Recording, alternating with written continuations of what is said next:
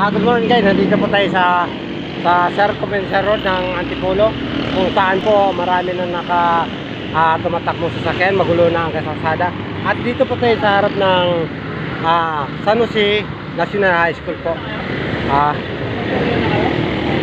Nandito tayo para pupunta. Ito yung puki kong kaibigan. Ayan. Ayan. Dito papasok ang aking apo, kung saan sana dito siya nag-aral, kaso lang lumipat siya sa Bulacan, kaya dito kami magpapa-enroll. Ayan.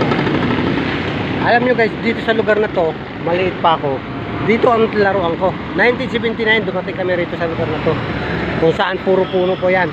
Tapos mga 1989 ako na taga-bumba ng mga mangga dati dyan sa lugar na yan.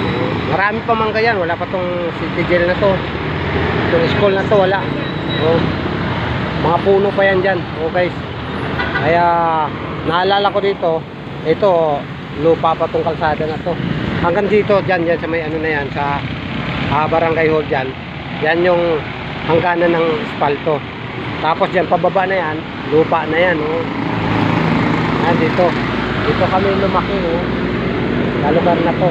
Mga bahay dito, mga mga bahay na squatter. Pero ngayon mga building na guys, asinsado na.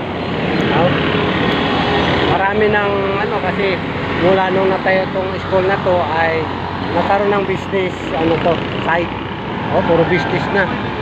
Ito mga kaibigan ko yung mga may-ari nito.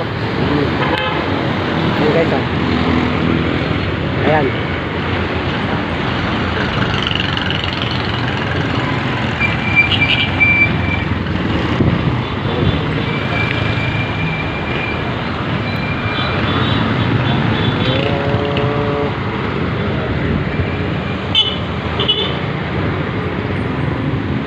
Ito ang Circumvention Road ng Antipolo City. Ito.